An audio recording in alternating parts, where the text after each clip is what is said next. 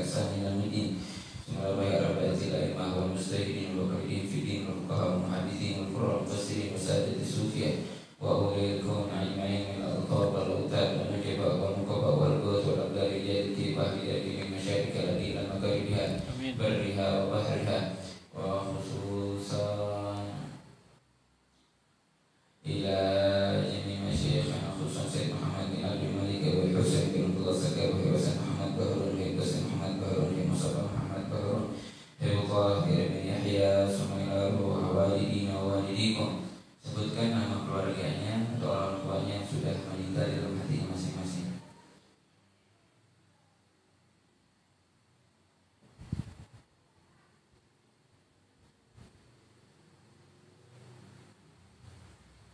Wa usulihim wa furuhim wal muntasibina ilaihim ajma'in bisirril Fatihah.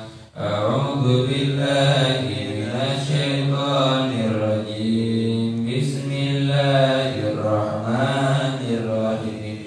Alhamdulillahi rabbil alamin. Arrahmanir rahim. Maliki yaumiddin. Iyyaka na'budu wa iyyaka nasta'in. Ihdinas siratal mustaqim. Siratal ladzina an'amta 'alaihim ghairil maghdubi 'alaihim waladdallin. Amin.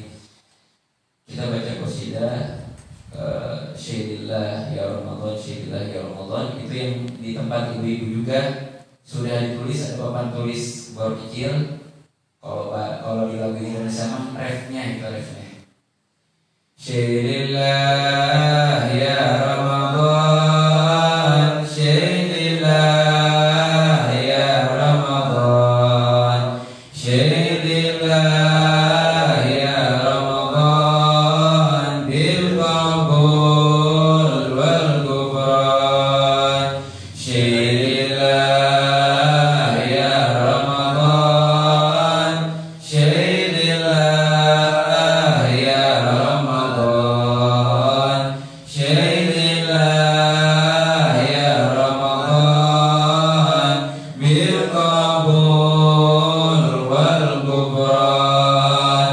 Ya Hanan ya Mannan ya Qadimal Ihsan, bahri judik malyan judlana bil ghufran. Syailillah ya Ramadan, Syailillah ya Ramadan, Syailillah ya Ramadan, bil qabul wal ghufran. Judli hadzal insan abdi su'in khazyan min dhunubi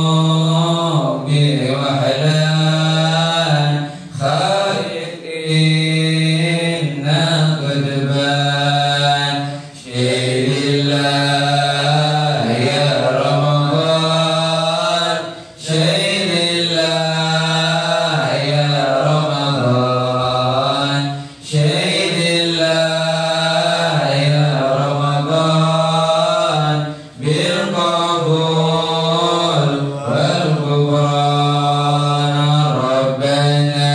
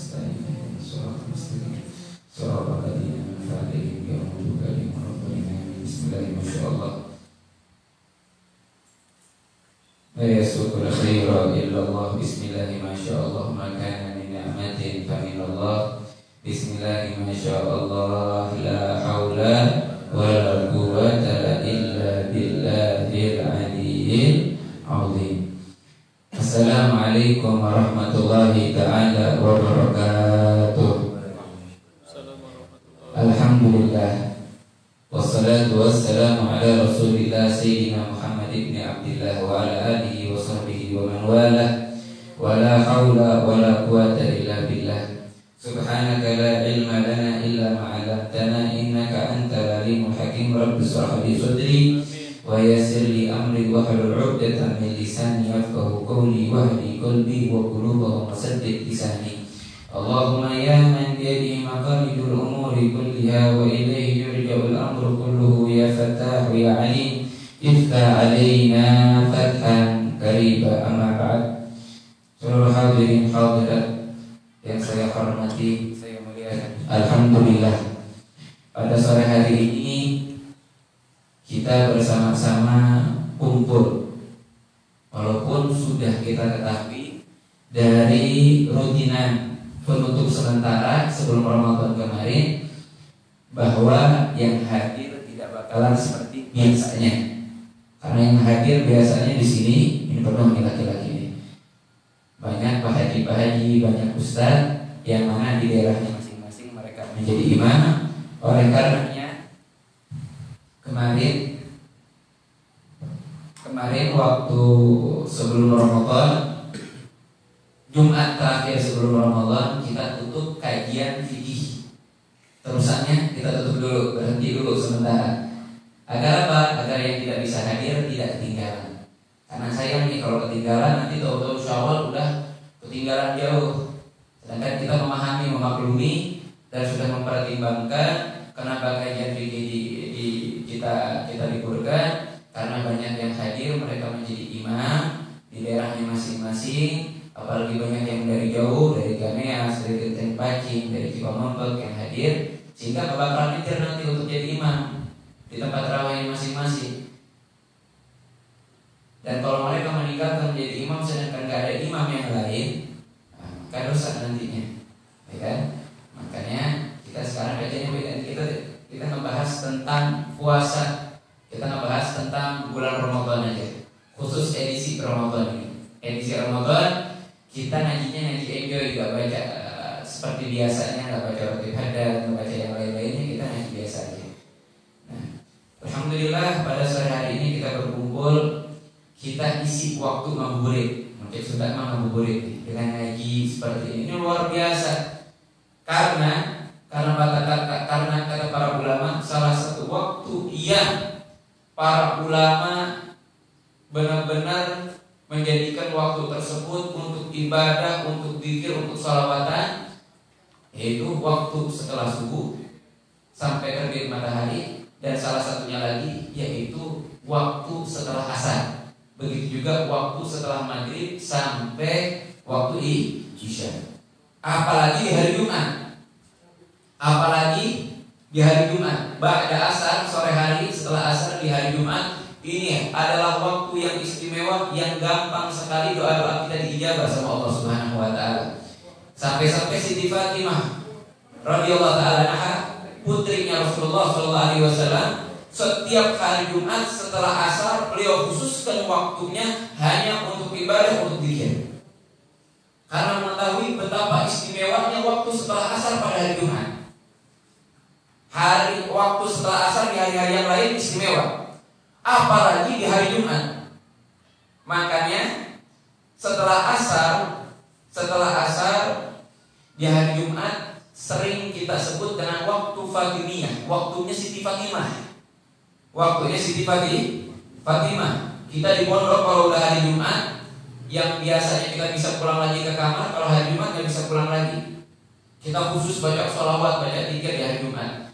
Karena benar-benar ini waktu istimewa. Semoga dengan kita berkumpul pada hari Jumat di sore hari ini kita mendapatkan apa yang kita inginkan. Segala doa kita dikabul oleh Allah Subhanahu wa taala, dan semoga perkumpulan kita ini yang kita harapkan adalah ridhonya Allah Subhanahu wa taala. Kita mendapatkan ridhonya Allah, mendapatkan ampunan dari Allah, mendapatkan rahmat dari Allah Subhanahu wa taala. Amin ya rabbal alamin.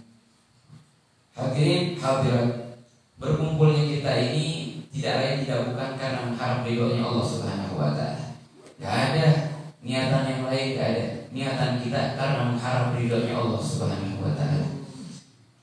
Makanya kita sangat senang, kita gak ada beban, gak ada berat masak, bikin makanan, nggak ada beban, nggak ada berat. Kenapa? Karena kita senang. Dengan acara seperti ini kita senang. Kita senang.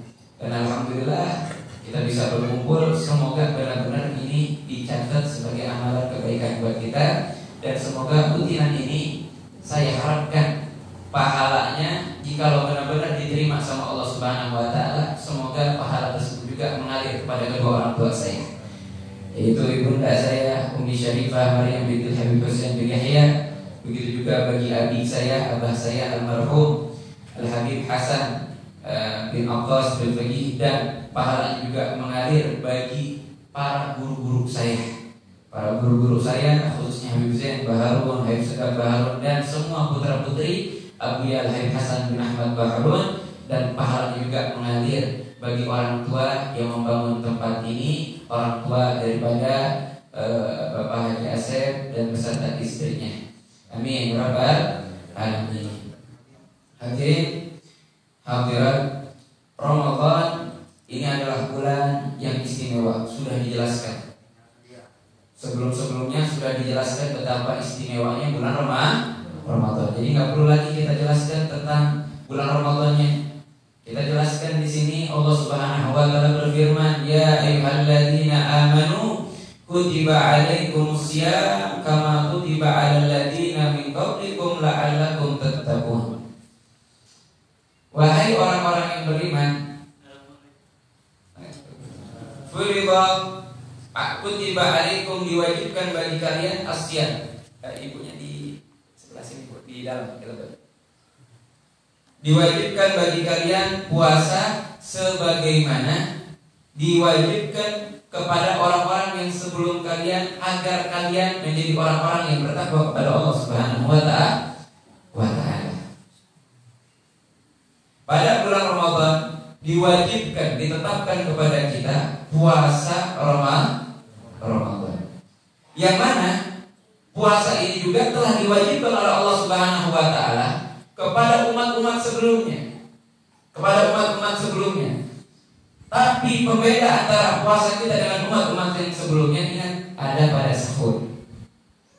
sahur. Makanya orang-orang yang mengikuti Nabi Muhammad SAW tidak bakalan meninggalkan sahur. Bukan jangan gaya-gayaan, oh saya mah sahur lah, gak apa-apa, tidur jam 10, bangun sudah subuh, yang penting udah niat puasa, saya kata guru sahur, saya mau kuat. Bagus tidaknya amalan kita bukan dinilai dari seberapa kuatnya kita, bukan dari seberapa, seperti contoh nih puasa. Bagus nilai puasanya kita bukan dari sebagaimana kuatnya kita ya berpuasa tanpa sahur, tapi bagusnya nilai puasa kita selama sesuai dengan tuntutan dan ajaran bagi Nabi Muhammad Sallallahu Alaihi Wasallam. Itulah nilai letak bagusnya puasa kita. Ketika sesuai dengan ajaran Nabi, disitulah bagusnya ibadah puasa kita. Dan begitu juga ibadah-ibadah yang lain. Mungkin kalau kita sok-sokan, gaya-gayaan, ya kalau kita gaya-gayaan, puasa nggak usah sahur lah, saya mah udah kuat, insya Allah puasanya nambah banyak. Nah, bukan di situ. Nilai utama puasanya kita ketika kita mengikuti Nabi Muhammad, dan besarnya pahala puasa tersebut ketika sempurnanya ibadah puasa kita. Dan ibadah puasa kita tidak bakalan sempurna kalau tidak mengikuti bagaimana yang diajarkan oleh Nabi Muhammad Sallallahu Alaihi Wasallam. Jadi Nabi Muhammad Sallallahu Alaihi Wasallam bagaimana ajarannya ketika puasa? Beliau sahur. Walaupun kita mampu puasa tanpa sahur, tapi yang cinta sama Nabi Muhammad, yang mengikuti sunnah Nabi Muhammad Sallallahu Alaihi Wasallam, maka dia tidak bakalan meninggalkan sahur. Tidak bakalan meninggalkan sahur. Ya, walaupun kita kuat, ingat, walaupun kita kuat tetap sahur. Tetap sahur. Jangan malah bulan Ramadan yang tadinya nggak pernah begadang. Begadangnya mending kalau untuk tilawatul Quran. Ini begadangnya untuk nongkrong wae, begadangnya hanya untuk ngaliwat. Udah gitu ngaliwatnya jam 1. Oh udahlah sahur. Iya memang. Waktu sahur itu dari tengah malam sampai terbit matahari. Tapi afdolnya, utamanya sahur diakhirkan. akhirkan. Kayak contoh, sekarang waktunya adzan jam berapa? 4:30 ya. Nah, kalau kayak saya di rumah sahur itu biasanya jam 4 sudah bisa itu. Tenang, nyantai. Diakhirkan tapi sekiranya nggak tergesa-gesa sahurnya, nggak keburu-buru. Misalkan adzan 4:30, sahur jam 4:20, itu mah kita desa-desaan. Jam 4 atau jam 4 kurang seperempat waktu sahur. Nah, itu waktu yang utama untuk sahur. Dan itu yang diajarkan oleh Nabi Muhammad Sallallahu Alaihi Wasallam. Itu ilmu pertama. Jangan dalam puasa, jangan tinggalkan sahur. Karena pertama, puasa ini pembeda puasa kita dengan umat-umat sebelumnya. Dan yang kedua, disitulah letak keutamaan, kesempurnaan ibadah kita semuanya, ibadah puasa kita. Karena itulah yang diajarkan oleh Nabi Muhammad Sallallahu Alaihi Wasallam. Dan waktu sahur yang utama diakhirkan sampai waktu yang kita tidak tergesa-gesa untuk bukanya.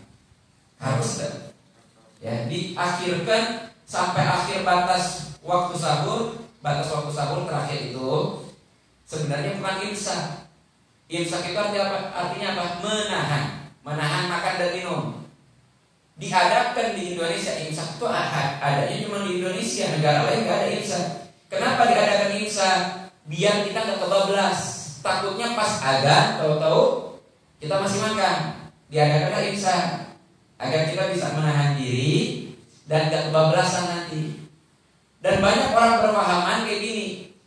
Waktu terakhir sahur itu ketika selesai adzan. Bukan.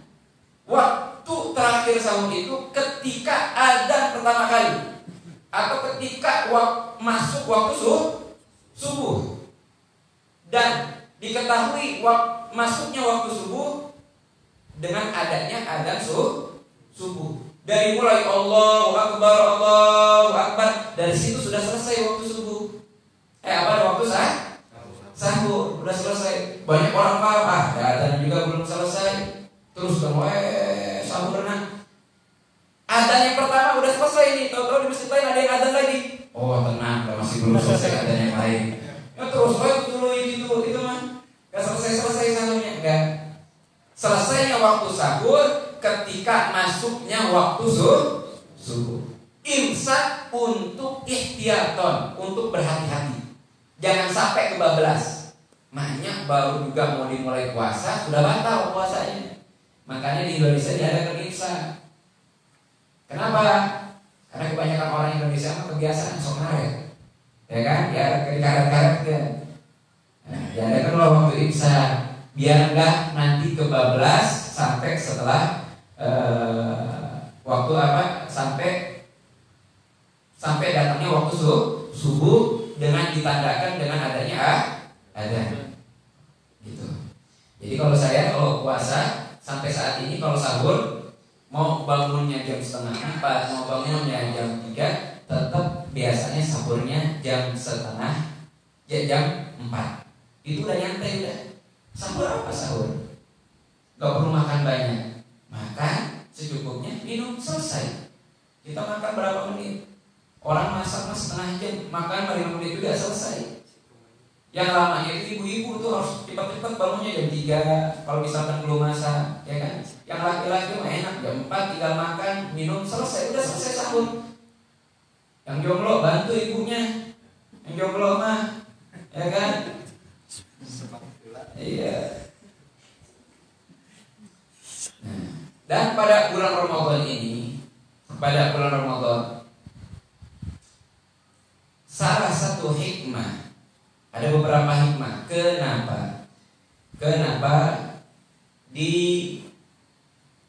diwajibkan puasa. Ingat, Allah Subhanahu wa taala mewajibkan kita puasa pada bulan Ramadan bukan untuk memberatkan kita. Allah Subhanahu wa taala mewajibkan ke orang sadayana puasa pada bulan Ramadan bukan untuk memberatkan kita. Bukan untuk membebani kita. Kalau kita tahu hikmah daripada puasa, maka bakalan kita ketahui ternyata diwajibkan puasa pada bulan Ramadan semata-mata karena Allah Subhanahu wa taala ingin membantu kita mendapatkan segala limpahan barokah, rahmat dan keistimewaan pada bulan Ramadan.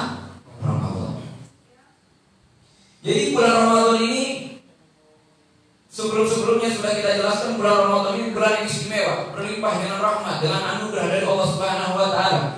Bahkan celaka orang yang masuk bulan Ramadan tapi tidak mendapatkan ampunan dari Allah Subhanahu wa taala. Saking gampangnya dan jauh lebih gampang ketimbang bulan-bulan yang lain untuk mendapatkan ampunan dari Allah Subhanahu wa taala pada bulan Ramadan. Pada bulan yang lain gampang kita mendapatkan ampunan Allah, yang penting kita tobat. Pada bulan Ramadan jauh lebih gampang lagi. Makanya celaka orang yang tidak bisa mendapatkan ampunan dari Allah Subhanahu wa taala pada bulan Ramadan. Tandanya orang tersebut sudah benar-benar kurang ajar sama Allah. Tandanya orang tersebut sudah benar-benar jauh dari Allah Subhanahu wa taala. Tandanya orang tersebut benar-benar tidak mau mendekatkan diri sama Allah Subhanahu wa taala kalau pada bulan Ramadan tidak mendapatkan ampunan dari Allah Subhanahu wa taala, padahal jalan untuk mendapatkan ampunan Allah pada bulan Ramadan sangat-sangat digampangkan oleh Allah Subhanahu wa taala. Jadi bulan Ramadan ini bulan yang istimewa, melimpah dengan anugerah, melimpah dengan rahmat, melimpah dengan barokah. Lalu kenapa diwajibkan puasa pada bulan Ramadan? Allah ingin meringankan, Allah ingin memuluskan, Allah ingin membantu kita untuk mendapatkan segala ampunan, rahmat, anugerah dan keistimewaan pada bulan Ramadan. Kenapa? Karena yang seperti kita ketahui, sebagaimana didahulukan oleh Nabi Muhammad SAW, bahwa puasa itu fa inna lahu wija. Puasa itu bisa menameni diri kita dari kemaksiatan. Puasa bisa menameni kita dari kemaksiatan. Dan dengan puasa ringanlah perut kita, maka dengan ringannya perut kita bakalan makin khusyuk dalam ibadah. Makanya kalau misalkan kita ibadah pada puasa tapi jangan khusyuk, itu banyak faktornya. Salah satunya puasanya tidak diikuti sesuai ajaran Nabi, tersahur, makanya puasa nanti ibadahnya tidak khusyuk. Tapi kalau yang ikut sahur, kemudian bukanya sesuai ajaran Nabi, enggak segala dimakan, dilahap semuanya, enggak langsung kayak gunung makannya sedikit-sedikit, ya kan? Insya Allah ibadahnya makin khusyuk. Dengan adanya puasa kita tercegah untuk bermaksiat. Kedua, kita makin khusyuk dalam ibadah, sehingga makin gampang untuk mendapatkan anugerah, mendapatkan rahmat, mendapatkan keistimewaan pada bulan Ramadan. Tapi orang yang gak paham hikmah daripada puasa, menganggapnya bulan Ramadan teh Allah, bulan Ramadan teh hanya ngebebani kita, bulan Ramadan teh puasa tuh hanya membebani kita, memberatkan kita. Tapi hakikatnya bulan Ramadan itu adalah kasih sayangnya Allah kepada kita. Itu tanda cintanya Allah, tanda sayangnya Allah kepada kita. Dengan adanya puasa bulan Ramadan, Allah gampangkan kita untuk jauh daripada maksiat, untuk khusyuk dalam ibadah, sehingga bisa mendapatkan berbagai macam anugerah istimewa yang ada pada bulan Ramadan. Itu yang pertama. Dan pada bulan Ramadan ini istimewanya bulan Ramadan, ada satu malam Allah sembunyikan, wallahu a'lam di malam apa. Walaupun kita ketahui bisa di akhir 10 akhir bulan Ramadan itu Lailatul Qadar. Lailatul Qadar ini Allah sembunyikan dari awal bulan Ramadan sampai akhir bulan Ramadan. Dan Lailatul Qadar ini adalah suatu anugerah yang istimewa, gak bakalan Allah berikan kecuali kepada hamba-hamba yang istimewa juga. Siapa hamba yang istimewa tersebut? Mereka yang benar-benar bangga, senang, gembira dengan kedatangan bulan Ramadan dan menyambut bulan Ramadan dengan keadaan bersih dari dosa, sudah meminta ampun kepada Allah pada bulan Rajab, kemudian menghiasi dirinya pada bulan Sya'ban dengan berbagai macam sholawat, dan mengisi waktu-waktu pada bulan Ramadan dengan berbagai macam ibadah. Mengisi waktu-waktu pada bulan Ramadan dengan berbagai macam ibadah, bukan dengan berbagai macam makanan atau minuman. Inilah orang-orang yang istimewa, yang bakalan diistimewakan oleh Allah untuk mendapatkan Lailatul Qadar. Kapan Lailatul Qadar? Wallahu a'lam. Pokoknya hanya ada pada salah satu malam di malam-malam bulan Ramadan. Gak ada di bulan yang lainnya. Jadi ayo kita jadikan setiap malam itu, setiap hari persiapan untuk mendapatkan keistimewaan tersebut. Ayo kita jadikan kita ini sebagai hamba yang istimewa. Ayo kita jadikan kita ini hamba pilihan Allah, yang layak dipilih oleh Allah, yang layak diistimewakan oleh Allah untuk mendapatkan Lailatul Qadar, dengan cara mengisi setiap waktu pada bulan Ramadan dengan berbagai macam ibadah, dengan berbagai macam ketaatan, dan menjauhi segala kemaksiatan. Insya Allah kalau kita mengisi dan memperbaiki diri, mengisi waktu pada bulan Ramadan dengan ibadah, kita mencoba untuk menjadikan kita ini sebagai hamba yang pantas dipilih dan diistimewakan oleh Allah. Insya Allah Allah bakal memilih kita dan mengistimewakan kita untuk mendapatkan Lailatul Qadar. Kapan waktunya? Wallahu a'lam. Yang pasti pada bulan Ramadan. Kenapa Allah sembunyikan Lailatul Qadar? Enggak Allah Subhanahu wa taala informasikan nih di malam ini. Kenapa?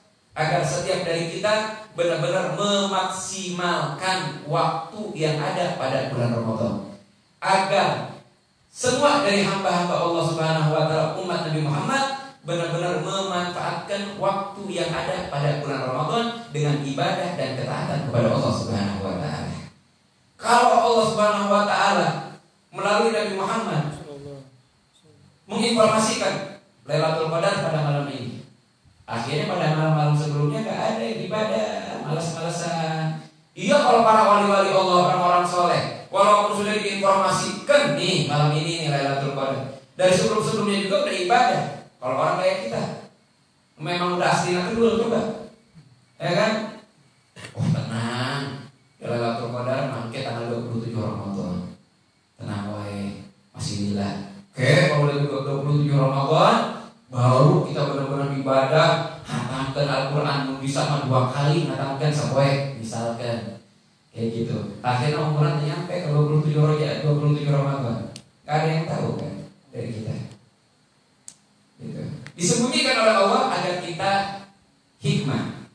Ini hikmah kenapa Allah menyembunyikan Lailatul Qadar.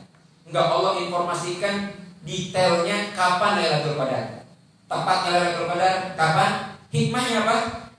Agar kita sebagai hamba Allah, umat Nabi Muhammad benar-benar memaksimalkan waktu yang ada pada bulan Ramadan dan memanfaatkan waktu ini dengan sebaik-baiknya dengan ketaatan dan ibadah kepada Allah Subhanahu wa taala. Dan pada bulan Ramadan juga turunlah Al-Qur'an. Turunlah Al-Qur'an. Turun Al-Quran itu pada bulan Ramadan dan bertepatan dengan Lailatul Qadar. Inna anzalnahu fi lailatul qadar. Kita turunkan, kata Allah, kami turunkan Al-Quran pada malam Lailatul Qadar. Siapa yang tahu malam turunnya Al-Quran kapan? Nuzulul Quran? Hah? Kapan? 17 Ramadan. Oh berarti 17 Ramadan malam Lailatul Qadar? Ya. Belum tentu. Turunnya Al-Quran bertepatan dengan Lailatul Qadar. Diistimewakan dengan Lailatul Qadar. Gitu. Ya. Dan maksud turunnya Al-Quran pada tanggal 17 Ramadan itu turun yang seperti apa?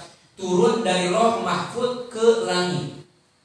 Jadi bukan turunnya Al-Quran pertama kali wahyu turun kepada Nabi Muhammad, bukan. Jadi semuanya Al-Quran yang 30 juz itu sudah Allah turunkan dari Lauh Mahfuz menuju ke langit pada tanggal 17 Ramadan. Secara keseluruhan semuanya. Ini penjelasan para ulama. Jadi Al-Quran sebanyak 30 juz itu yang kita ketahui semuanya sudah Allah turunkan dari Lauh Mahfuz ke langit pada tanggal 17 Ramadan.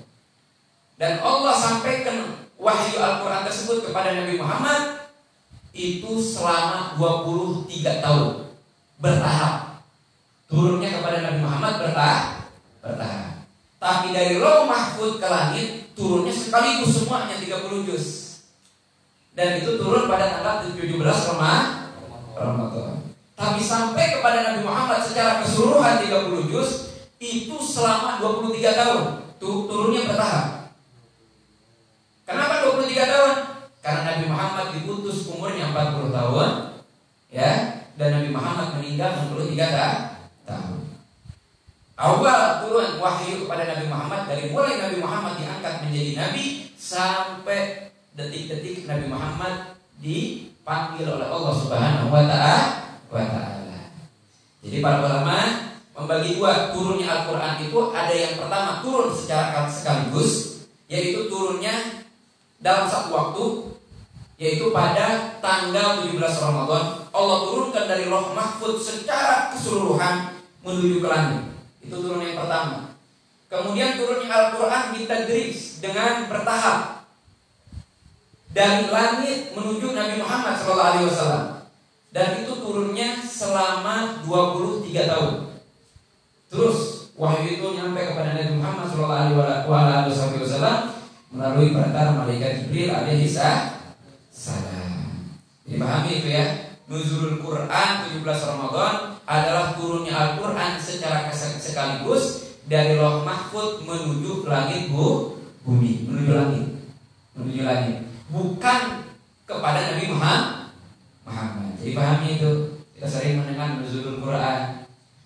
Ya, Nuzulul Quran itu turunnya Al-Quran pada tanggal 17 Ramadan secara sekaligus, secara keseluruhan dari Lauh Mahfuz menuju langit.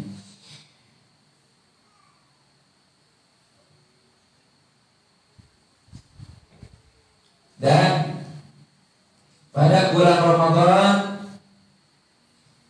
dibagi menjadi 3 fase. Bulan Ramadan ini menjadi 3 fase. Ada 10 awal bulan Ramadan, 10 pertengahan, 10 akhir. Ada awal, ada pertengahan, ada akhir. Kata Nabi Muhammad SAW, awwaluhu rahmah. 10 pertama bulan Ramadan yaitu rahmat dari Allah Subhanahu wa taala. Sekarang sudah berlalu 10 hari. Sekarang kita sudah masuk di 11 Ramadan. Ayo kita manfaatkan kesempatan 10 Ramadan ini. Wa awsatuhu maghfirah, pertengahan 10 pada bulan Ramadan itu adalah ampunan dari Allah Subhanahu wa taala. Maka ayo kita manfaatkan pertengahan bulan Ramadan untuk mendapatkan ampunan dari Allah Subhanahu wa taala, dan nanti di akhir pada bulan Ramadan ikun minan nar bakalan menjadi tiket bagi kita untuk bebas dari neraka. Ikun minan nar, pembebasan dari neraka. Siapa yang mengisi bulan Ramadan khususnya di akhir-akhir bulan Ramadan dengan ibadah dan menjauhi maksiat, maka dia bakalan mendapatkan tiket untuk masuk surga dan lolos dari api neraka. Semoga kita termasuk orang-orang yang mendapatkan rahmat dari Allah, ampunan dari Allah, dan kita mendapatkan tiket untuk masuk surga, dan kita diharamkan untuk masuk nerakanya Allah Subhanahu wa taala. Amin ya rabbal alamin. Itu hikmah daripada puasa. Ini penjelasannya. Kita ini bahas tadi barusan hikmah puasa, diwajibkan puasa pada bulan Ramadan.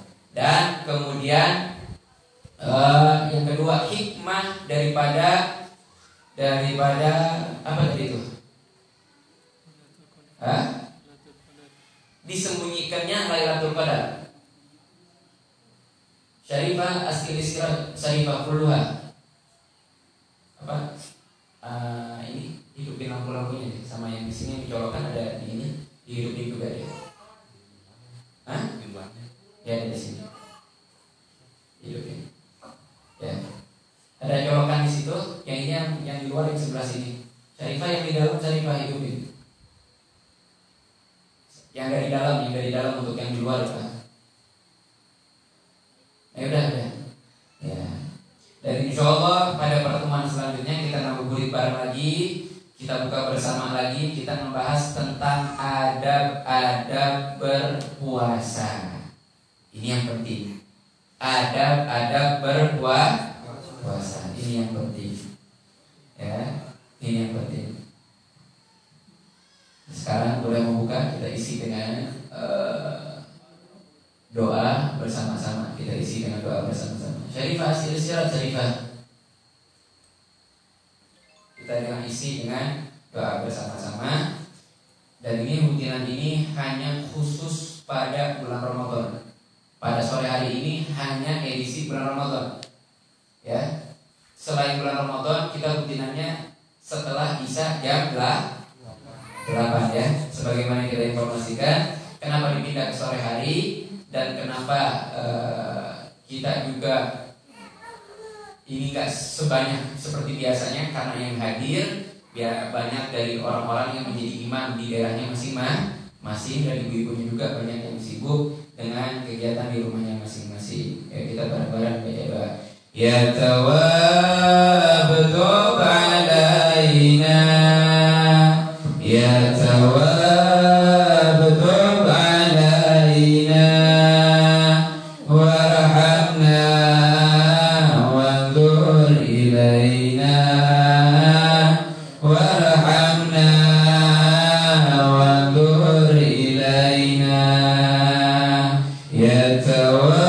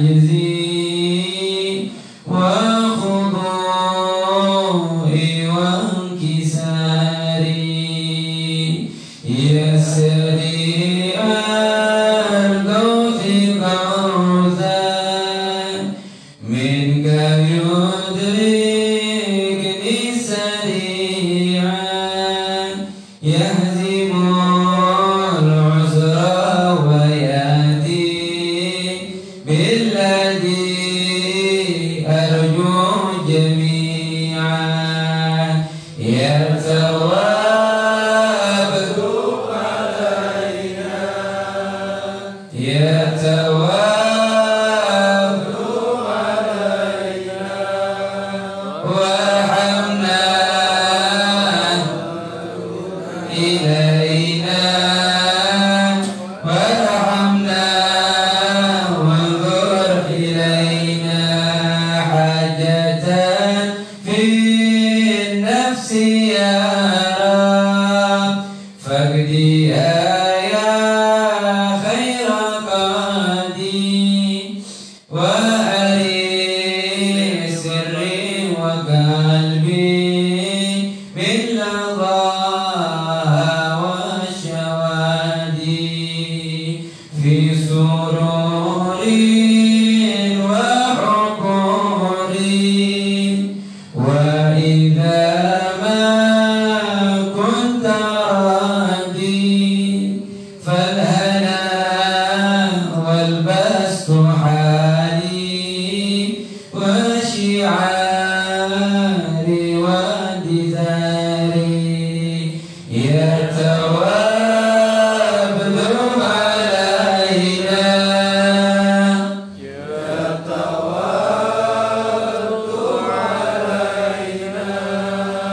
وارحمنا وانظر إلينا وارحمنا وانظر إلينا يتواب علينا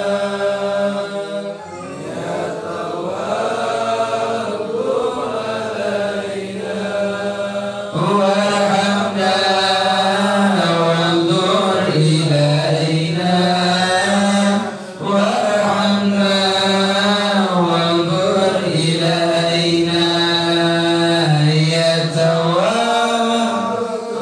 علينا يتواب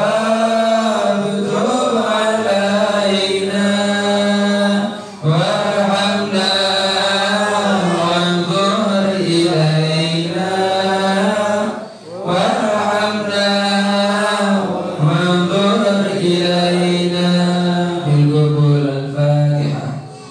بسم الله الرحمن الرحيم الحمد لله رب العالمين الرحمن الرحيم مالك يوم الدين إياك نعبد وإياك نستعين اهدنا الصراط المستقيم صراط الذين أنعمت عليهم غير الضالين آمين. Takjilnya nasi nanti setelah sholat maghrib, takjilnya bagian dulu. Takjil bagi